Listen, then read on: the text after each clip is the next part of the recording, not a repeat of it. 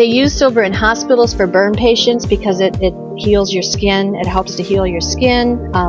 Diabetics wear socks that have silver in them because they have to keep their feet free from infection. Welcome to Mindful Businesses, presented by Sarani, and I'm your host, Vidya Iyer.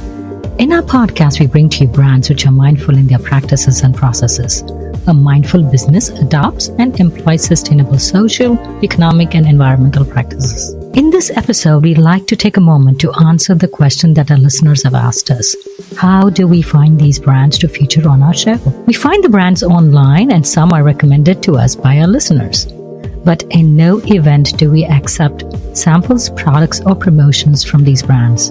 Our strong belief is that it keeps our podcast neutral, informative, and an unbiased way to share mindful business practices with our listeners. Today, we have with us Laurie Garnier, creator of Silver Spun Goods, silver-infused socks, the healthiest socks that you will ever wear. Welcome, Laurie.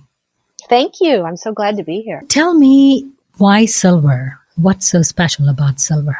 Well, silver has been used as a healing property forever, pretty much. And I read about somebody that had some sort of cotton type yarn that was spun with silver. And I just thought that was the coolest thing. And I looked to see if we had anything here in the States like that and couldn't find anything. So I thought, well, shoot, I'm just going to make it. But before I did that, I wanted to research about the silver. And so I found so many interesting things about silver. You know, all these little tidbits that I love to tell people, like, you know that saying, born with a silver spoon in his mouth? Yes. You know? Okay, so what does that mean to you? Somebody who's wealthy? Yeah, exactly. And that's what everybody says. But originally, it meant they were healthy because they used to eat on silver utensils, and silver kills germs, so they tended to be healthier. Now, granted, if you were able back in the 1800s and the 1700s, able to, afford silver utensils, the odds are you were also very wealthy. But the silver is what kept them healthy. So the healthy eventually came to be wealthy. But that sort of got me to thinking, well, what other stories do we have about the silver and why people have been using silver? They use silver in hospitals for burn patients because it heals your skin. It helps to heal your skin. Diabetics wear socks that have silver in them because they have to keep their feet free from infection and that sort of thing. And then a couple of the other stories that I found that, like during the American Civil War, after a battle was over, the doctors from both sides would go out into the field to see if there was anybody still alive, right? And in their doctor bags, they carried silver wires. And if they found anyone that was still alive, what they would do is they would stick that silver wire into, I know it's kind of gross, but they'd stick the silver wire into the bullet wound, and that would help prevent infection. And the odds of that person surviving were a little better than the ones that didn't, because you can imagine that infection would just take over like crazy, right? True. So I thought that was pretty cool. That's why I decided to do silver, because silver, it's a therapeutic yarn, and that's what I wanted to develop, was a therapeutic yarn, and silver seemed to be the way to go. Yes, all along history, we've heard of instances where silver was used for medicinal purposes, like you stated. Like even from Hippocrates to the 20th century, some of the tubes are lined with silver to prevent infection. And like you said, in the hospitals, in Rhodes, Greece, the knights who were tending to the wounded soldiers realized the ones who ate off silver tableware did not fall as ill as the others. So, isn't that crazy? Yes. Yeah. Does copper have the same effect in terms of conductivity and their copper pot? It does. There is a product that I actually got my hands on that did have copper. Silver tends to have a better effect than copper does, but silver is the number one conductor. Let's say silver gets 4 stars and copper gets 2 stars. So how did your journey start? You know how you used to Google yourself? I was not famous enough to Google myself. Oh, I wasn't Googling me. I was Googling my company. Before I started Silver Spun Goods, I had another company. I actually had 2 companies. I had the Feel Good Yarn Company, which is the company that I still have that produces the yarn with the silver in it. But then prior to that, I had another company called Knit Out of the Box. And one day I just sat down and I Googled Knit Out of the Box, and this company came up that had a very similar name. And I'm like, what? How could they have the same name as my company? Well, it turns out that they weren't in the States or anything like that. But they did have a yarn that had silver in it, and I thought that was pretty cool. I ordered some because I had never even heard of anything like it before. So I ordered some, and it was very coarse, but it was, instead of plied, which means it's wound, spun. So anyway, this particular yarn happened to be chain. It was like a crochet chained as opposed to plied. And it was kind of coarse, and I didn't really like it, but I thought it was an awesome thing to have yarn. And it was cotton as well, to have cotton yarn spun with silver. So I just decided that I was going to make it myself. I didn't know anything about having yarn made, but, I've been knitting since I was 6 years old. Textiles has just sort of been part of me forever. And so someone turned me on to the textile college at North Carolina State University. So I called them up, and this was back in December of 2013. So I called them up and I said, I want to spin a cotton yarn with silver. And I'm sure they took the phone away from their ear and just sort of looked at it like, who is this crazy woman? How does she think we're going to do this? But they agreed to have me come down and talk to them. I went down. It was 2 weeks before Christmas in 2013. I live in DC, and they're in Raleigh, North Carolina. So it took me about 5 hours to get there, and I got there, and my contact met me in the parking lot, and he said, okay, this is great because the dean of the school also wants to meet with you. And I was like, oh man, this is awesome, right? We go to the dean's office, and he comes around his desk and he shakes my hand and he said, I've only got 15 minutes and then I'm out of here. And I'm like, oh man, I just drove 5.5 hours, so I better make this good. So we sat down at this table in his office, and, I start presenting my idea, and needless to say, an hour and a half later, we're all sitting there. He blew off his appointment, and they agreed to make some prototypes for me. Now, up until this point, they had never made a yarn for the hand knitting market, because that's what I wanted to do. The hand knitting market was sort of what I know and what I had been in for quite some time. So when you say hand knitting, it is just, the knitting with the needles. Correct. So in other words, people with knitting needles would buy my yarn and make things. They'd make sweaters or socks or hats or whatever, but they would do it by hand. It would not be done by machine. And also that meant that they would just buy the skeins of yarn. They wouldn't buy something already ready to wear like I'm doing now. They had never actually spun any yarn for the hand knitting market. Mostly the yarn that they were spinning was to eventually be made into fabrics. So it was much, much thinner. The first prototype he came up with me was, it wasn't very good. It was a little too thin, and he just took the silver and wrapped it around the yarn. And as a hand knitter, can't have anything sort of wrapped around the yarn because the tips of the needle are going to get stuck. So we went back to the drawing board, and after about 3 prototypes, he finally came up with something that I thought would work. And it was 100% cotton, U.S. cotton, spun with the silver. And so he made up I think the initial run he made for me was maybe 100 skeins. And so I said, okay, there's a very small fiber festival coming up. I'm going to get a booth and see if this stuff sells, because I didn't even know if I had a market for it, So I went to the festival, and most of the people there, they were all animal fibers, wool or alpaca. I was the only one that had cotton. It was a 2-day festival, and by the second day, I had sold almost all of my stock. And so I thought, whoa, I guess I have something here. And I went back to Tim, who is my spinner. I said, Tim, I think we have something here, so I want to order some and make some.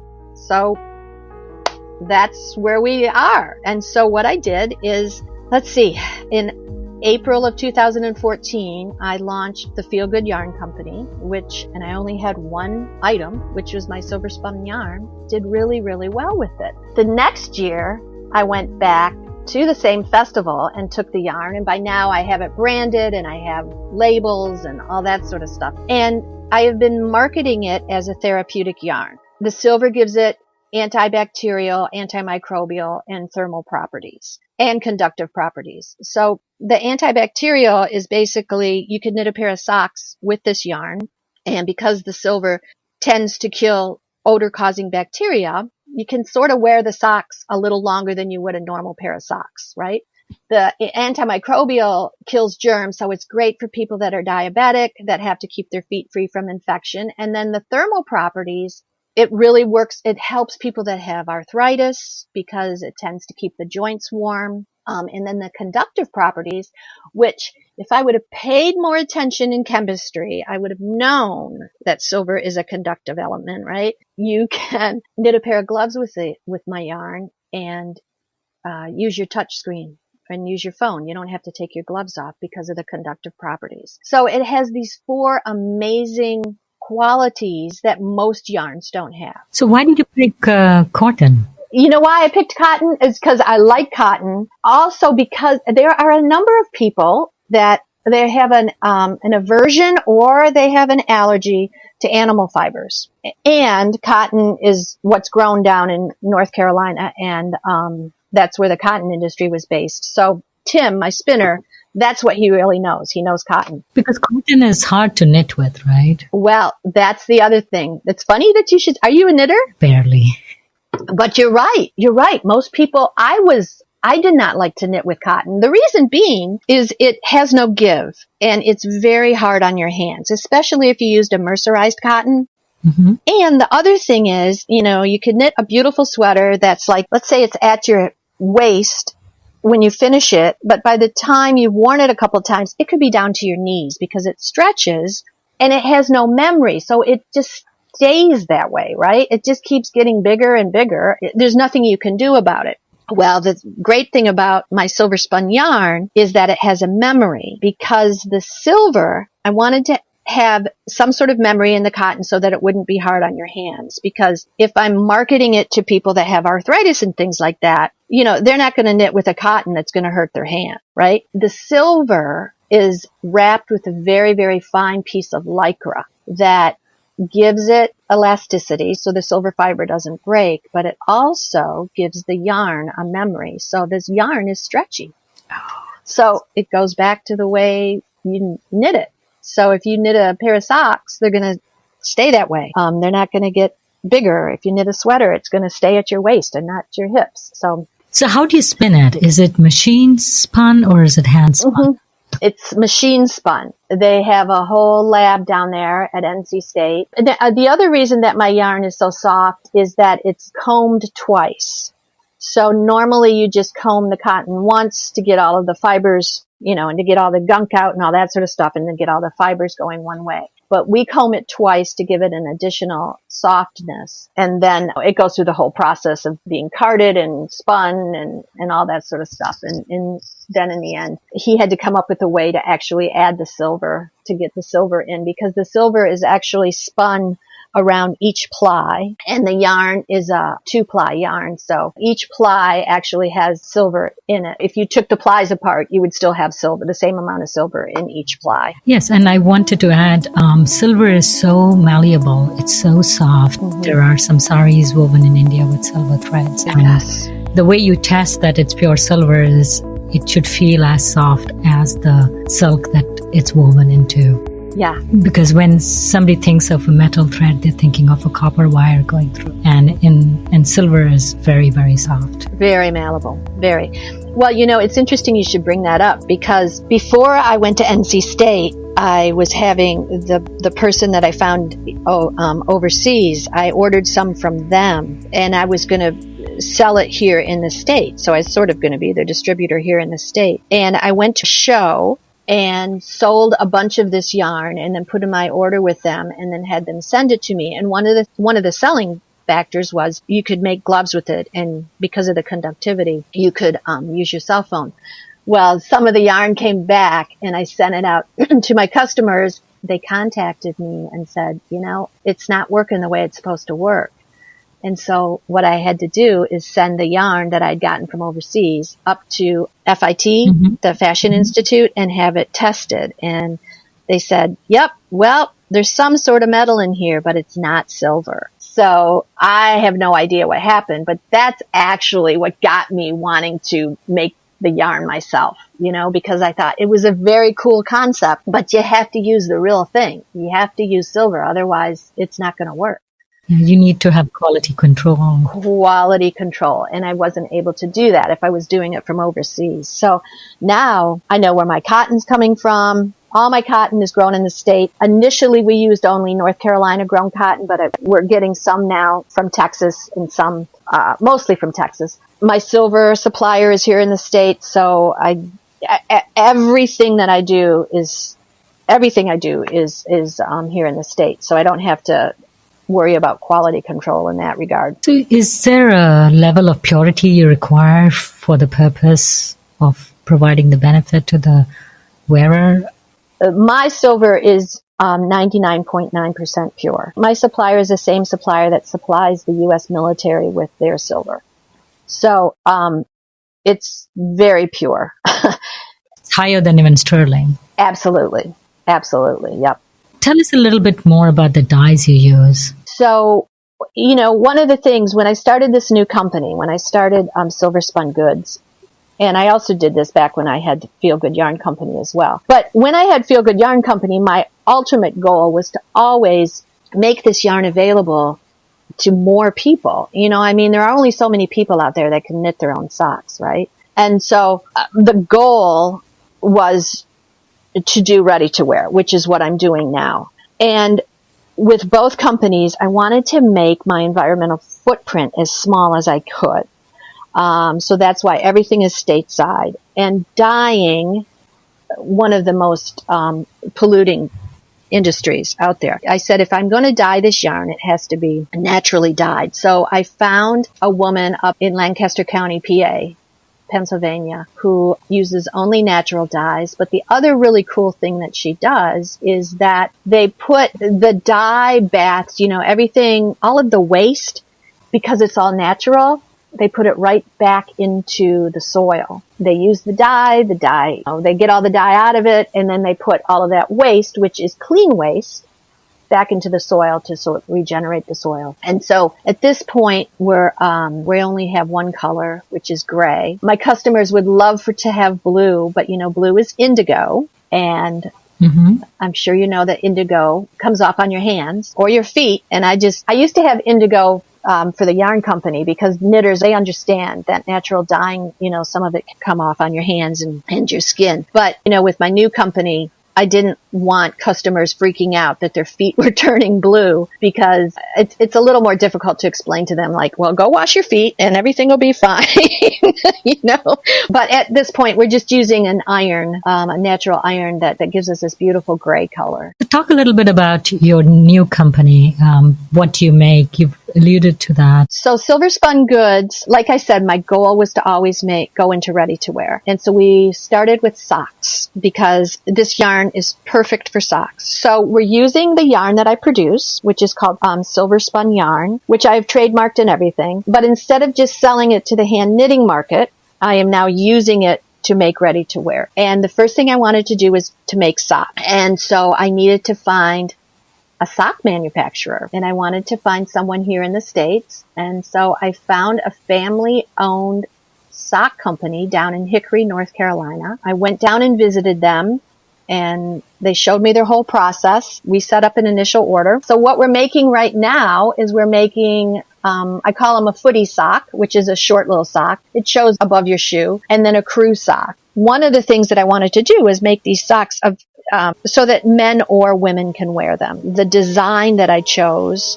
is very neutral. It's very nice. It's a very, very pretty sock. So we're doing the footy sock and the crew sock right now. And then later this fall, we're going to introduce a knee sock or an over the calf sock. And then also I have a boot sock, which this is kind of cool. So the foot of the sock is made with silver spun, which gives you the benefits of the antibacterial, the odor causing germs being killed and all that sort of stuff, and the warmth because of the thermal properties. But then the leg of the sock is with a recycled wool, and they're really cool. And when I think of recycled wool, and you probably too as well as your listeners probably do, they think of wool. I was thinking that it was, they took old sweaters and recycled the wool and made it into new wool, cleaned the wool and all that sort of stuff. But the recycled part is actually plastic bottle. Oh. Isn't that cool? So there's wool, but the wool is spun with recycled plastic bottles. They have a way to make a fiber out of that. So when they say wool, they actually just mean a yarn.